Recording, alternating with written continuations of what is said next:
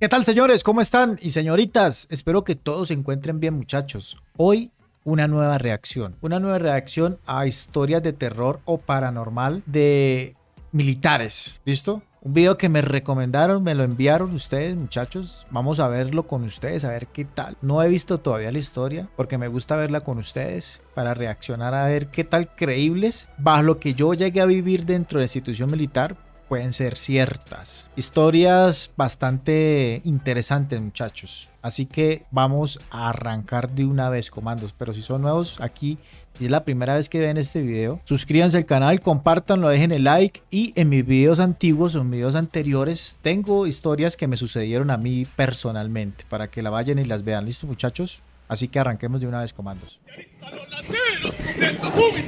¡Se avistan los laceros cumpliendo su misión! ¡Desde los cielos se ven sombras caer! ¡Desde los cielos se ven sombras caer! ¡Son exploradores dispuestos a vencer! ¡Son exploradores dispuestos a vencer! Una vez más nos adentramos en el mundo de los militares, y en esta ocasión aprenderemos que aquellas experiencias con los vivos que ven día a día en el mundo no se comparan en lo más mínimo con aquellas aterradoras cosas que permanecen ocultas por una razón. Y cuando, por azares del destino, llegan a ser descubiertas por estos soldados, ellos vivirán entonces las consecuencias de haber desvelado estos horrores oscuros. Disfruten el miedo. Vamos a ver qué tal, muchachos. En la oscuridad. Miembros, gracias por su apoyo.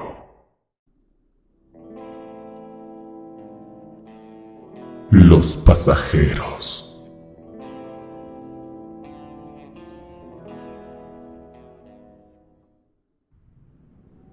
Saludos a todos. Mi nombre es Jacinto García Ramírez.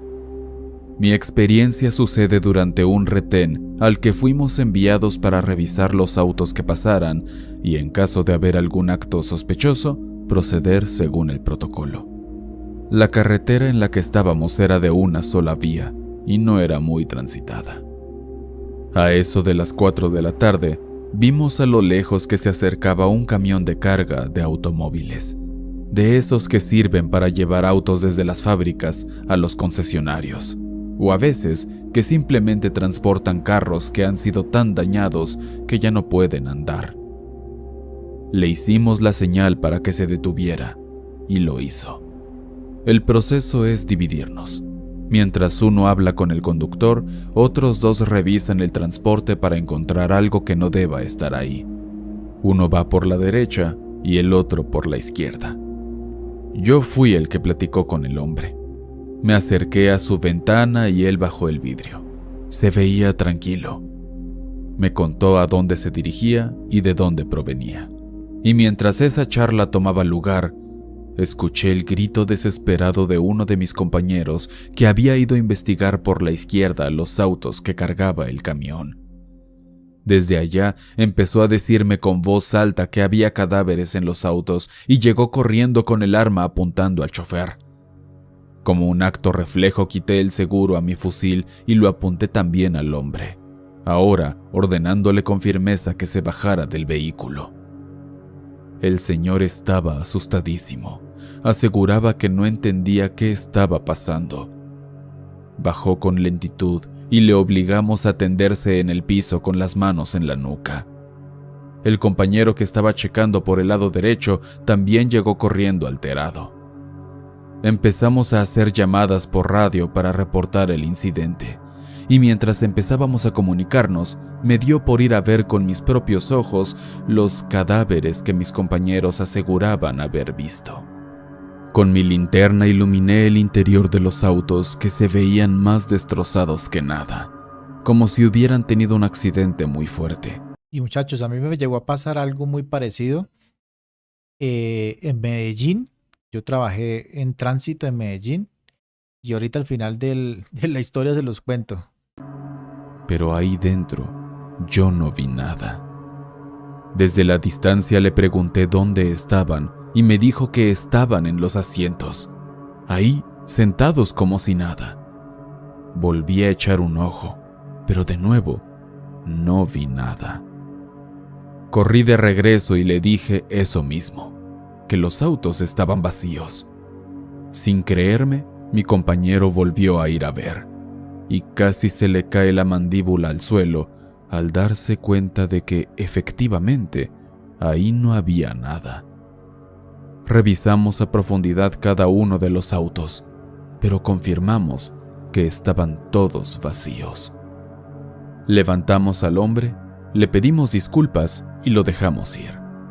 Ya solos, nuestros compañeros nos contaron que en los asientos estaban esas personas con la carne como corroída, como si fueran momias, vaya. En cada uno de los autos se encontraban 3 o 4, pero no entendieron cómo es que de repente se esfumaron. De inmediato surgió la idea de que eran espíritus, quizá de aquellos que murieron en los accidentes que dejaron así a los autos. No sabíamos, pero esa fue nuestra teoría. Espero les haya parecido interesante mi anécdota. Un abrazo, Ger. Particularmente, yo trabajé en tránsito en Medellín como supervisor y ahí llegan vehículos de accidentes de tránsito. Unos días antes había llegado un vehículo muy bonito, muy lujoso, donde se había matado una pareja. O sea, le habían pegado a un camión. Y el vehículo conservaba todavía la sangre. Yo te pasé con una madrugada pasando revista, me metí por donde estaban los vehículos. Yo alumbraba con un celular y yo alumbré hacia el vehículo. Lógicamente, yo creo que estaba por ahí unos 10 metros. Y vi 2 personas dentro del vehículo. Pero el vehículo estaba vuelto mierda. Y eso sí, en esa misma salí, hermano, y me traje al vigilante. Y el vigilante, pues conmigo, me dijo, no, tranquilo, jefe. Yo también he visto la pareja, pero no.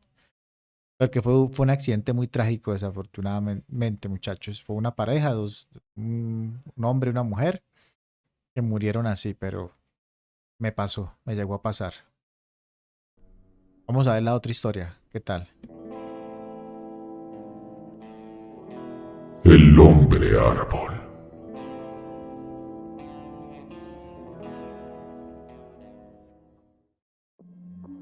Hola, me llamo Rebeca. En el año 1997 se dio uno de los huracanes más peligrosos y mortíferos en la historia de México, el huracán Paulina. Dejó entre 230 y 400 fallecidos. Dañó principalmente a Oaxaca, Guerrero y Chiapas. Cuando yo servía en el ejército en aquella época, nos enviaron junto con la Cruz Roja en convoyes para llevar ropa, víveres y medicinas desde la capital. Recorrimos muchísimos municipios ayudando a todas esas pobres personas que lo habían perdido todo. En uno de los pueblos por los que pasamos es donde ocurrió esta experiencia. La verdad, ya no recuerdo el nombre del lugar. Solo sé que estaba en el sur de Oaxaca. En el centro del poblado pusimos puestos en los que la gente pasaba a recoger sus víveres. Duramos en ese sitio como 2 o 3 días. Mientras estuvimos ahí, escuchamos sobre una leyenda local, la leyenda del hombre árbol. Según la señora con la que platicábamos mientras comíamos, en los densos bosques que estaban a un par de kilómetros del poblado, había supuestamente una criatura que fingía ser un árbol. A pesar de ser una leyenda interesante, pensamos que seguía siendo justo eso, una leyenda, un cuento inventado. Qué curiosa es la vida y su manera de hacernos vivir las cosas. Te pone todo de tal modo que si tienes que vivir algo, por improbable que sea, a fuerza lo vas a experimentar. Ese mismo día, nos avisaron que teníamos que llevar víveres a unas casas que estaban no muy lejos del lugar. Nos dijeron que no podríamos llevarnos las camionetas porque las necesitaban en el pueblo, y además no estaba tan lejos. Así pues, 3 compañeros y yo cargamos algunas cajas y nos las llevamos caminando hasta allá. Convenientemente teníamos que cruzar al lado del bosque en el que nos habían contado anteriormente que vivía el hombre árbol. La caminata con las cajas llenas de víveres hasta la periferia del bosque fue dura, pero justo nos entrenan para soportar eso y más. En el camino yo misma les platiqué a mis compañeros sobre lo que había escuchado de la leyenda para hacer más ameno el camino. Ya iban Y fue uno de los sugestionándose ellos tipos mismos. con los que iba que sacó la idea de cruzar el bosque para llegar a las casas. Visto desde cierto punto, no era tan descabellado porque si hacíamos eso, íbamos a cortar un tramo importante que nos ahorraría bastantes metros de camino. Sin embargo, la razón principal era precisamente ver si la leyenda era cierta. Ni bien entramos al bosque, a mí ya me estaba dando miedo. Estaban sugestionados No todos. sé por qué. Ni siquiera creía que la leyenda fuera real. Quizá me sugestioné. No lo sé. El bosque en sí era como cualquier otro, y estaba muy bonito. Hasta disfrutaba recorrerlo. Pero todo cambió con el aviso de uno de los militares a mi lado. Dijo una grosería y se detuvo. Nos giramos para ver qué le pasaba, y solo notamos que estaba mirando a algo en el bosque. Yo miré también, rápido, pero no veía más que árboles. ¿Qué pasó?, le preguntó uno. Miren allá. Ese tronco es como más claro, se ve raro. Nos respondió señalando un punto a lo lejos. Cuando nos guió con el dedo, fue que lo vimos. Sí parecía un tronco, pero la corteza tenía un color mucho más claro. Al estar todo tan nublado, la luz no nos podía ayudar a ver bien, pero aún así, poco a poco aquel árbol empezó a tomar forma. No era un tronco lo que veíamos, sino un torso humano desnudo, pero muy largo, tan alto que casi tocaba la copa del árbol. Las piernas y los brazos, pequeños en comparación, los tenía muy juntos para asegurar el engaño de ser un truco. No le veíamos la cabeza. No sabemos si no tenía o si simplemente su posición no nos dejaba verla. Pero fuera cual fuera la explicación, no nos quedamos a averiguarlo. Como niños asustados salimos corriendo de ahí, dirigiéndonos directamente a la carretera para salir del bosque. Estábamos cansadísimos para ese punto, pero la adrenalina nos llenó de tantas fuerzas que incluso corrimos más rápido aún con las cajas pesadas que cargábamos. Todo para huir de esa cosa. A mí me consta que el mundo tiene muchas entidades que no podemos siquiera entender, y yo estoy bien con eso. Puedo vivir con ello. Pero ya verlo con mis propios ojos fue algo que nunca imaginé que iba a experimentar, y menos que me iba a asustar tanto. Muy interesante esta historia. Aquí en Colombia hay una historia de la famosa manigua. Incluso en el curso de lanceros se escucha hablar mucho de ese tema, que se lleva a los chigüiros que se quedan dormidos, la manigua en el Amazonas. Algún día les traeré esa historia, muchachos del canal. Llegamos con la otra historia, a ver qué tal. Estuvo muy interesante esa. Al final, llegamos a nuestro destino y entregamos los víveres. Pero al regresar, lo hicimos por la carretera. Fue un camino mucho más largo, pero no teníamos intenciones de volver a entrar en el bosque. Y por cierto, cuando les contamos esto a los pobladores donde fuimos a entregar los víveres, ellos solo se rieron y dijeron: los que vienen aquí nunca quieren creer nuestras leyendas.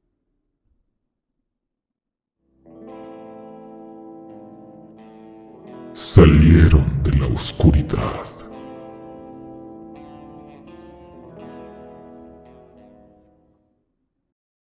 Hola a todos. Esta historia viene a mi memoria a raíz de los sucesos que están ocurriendo en Aguililla, Michoacán. Para meterlos en contexto, en muy resumidas cuentas, los militares están tomando el control de esa zona que estaba en manos del narcotráfico.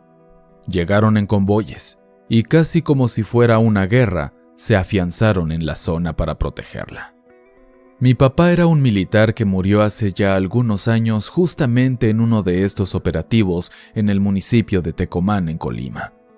Un día hubo una balacera y a él le tocó, lamentablemente. Mi papá me contaba muchas anécdotas de los despliegues que hacían por el país, y esta experiencia es de él y sus compañeros que también la vivieron.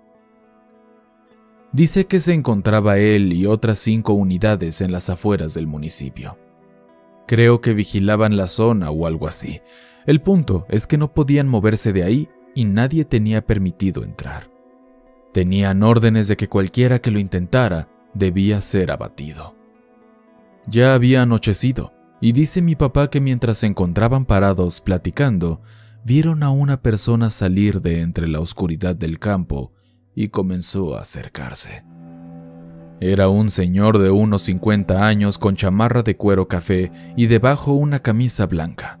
Además, traía unos pantalones de mezclilla negros y unas botas. En su camisa blanca había una mancha de sangre. No sabían bien cómo reaccionar, pero el comandante fue el que alzó la voz y le pidió al señor que se detuviera. Aunque parecía estar herido, caminaba como si nada, y su rostro no mostraba ninguna señal de dolor. El hombre siguió caminando a pesar de la orden del comandante.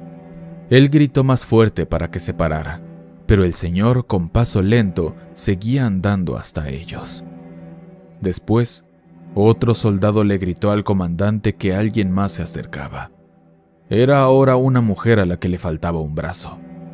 El comandante les gritó a ambos al mismo tiempo que no se movieran más, pero estas personas lo ignoraron completamente. Ante tal evento, preparó su arma y apuntó al señor que cada vez estaba más cerca. Luego, otra voz se escuchó. Uno de los compañeros avisó que alguien más venía. Era otro hombre, pero más joven.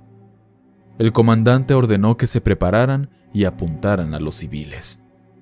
Sé que esto puede sonar violento y mal, pero es que prácticamente estaban en zona de guerra y no puedes confiar en nadie en esas circunstancias. Tipo de situaciones, nunca sabes quién te apuñalará por la espalda.